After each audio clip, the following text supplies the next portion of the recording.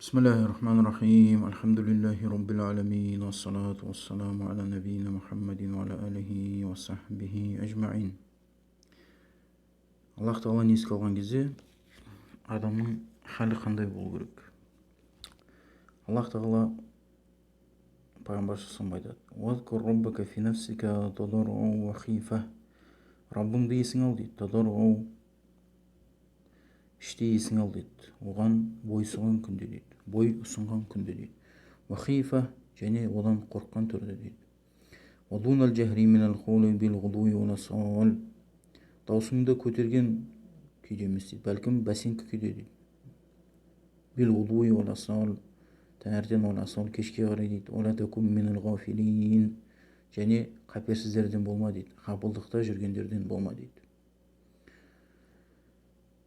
Адам баласының ең жақсы халі бұл Аллахты еске алған кезде, оған бойсұнған күнде, күйінде, Аллахтан қорыққан күйінде, және даусын бәсеңкі күйінде өзінің ішінен Аллахты еске алу екен.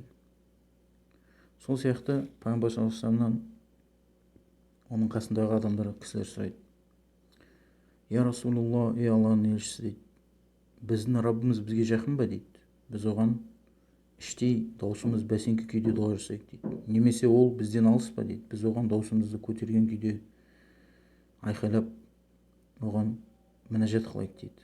"Оған дұға қылайық" дейді. Сол кезде Аллах Тағаланың аят түсті: "Ва иза салака ибади анни", егер сенен менің Рабб құлдарым сұраса дейді, анни, мен туралы дейді Аллах Тағала, фа инни қуриб, расында мен дейді жақынмын дейді, уджибу даъвати даани иза даан, мен жауап берем дейді дұға жасаушының дұғасын дейді, иза даан, маған дұға жасағанда дейді. Бұл жерден біз түсінетініміз Аллах Тағала жақын екендігінің және де Аллах Тағаланың жауап беретінін осы жерден көріп тұрмыз. Сол сияқты пайғамбар саллаллаху алейхи вассалам жорықтарының бір жорығында адамдар Аллаху акбар, ла илаха иллаллах деп дауыстарын көтеріп айқайлайды. Сол кезде пайғамбар саллаллаху алейхи вассалам: "Я юханнас, ирбау аля анфусикум", ей адамдар, өз-өздерің даяныңдар дейді. "Фа иннакум ла тадуна асам ва ла ғаибан", расында сендер ла тадуна асам, естімейтінге немесе жоқ нәрсеге дұға жасап жатқан жоқсыңдар дейді. Яғни бар дейді Аллах Тағала. "Иннама тадуна самиан басиро", расында сендер естуші және көрушіге дұға жасап жатсыңдар дейді. "Инналлази тадуна ақрабу иля ахадикум", расында сендердің дұға жасап жатқандарың дейді. Ақрабу иля ахадикум, сендерге жақын дейді, сендердің біреулеріңе, әрқайсысыңа жақын дейді. Мен унуқи рахилатихи, оның атының мойнынан да сендерге жақын дейді. Содан кейін пайғамбар саллаллаху алейхи вассалам айтады: "Я Абдулла ибн Қойс, ей Абдулла Қойстың ұлы, әла уаллимука калима, саған сөздер етейін бе" дейді.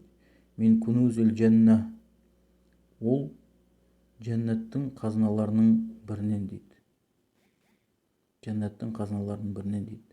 "Ла хаула ва ла қуввата илля биллах", ла хаула өзгерісті, күшті, ва ла қувва қуатты, илля биллах, Аллах Тағаладан басқа да жоқ дейді.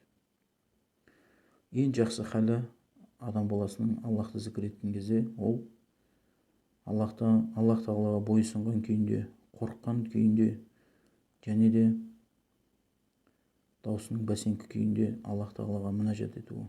Аллаху тағала алам.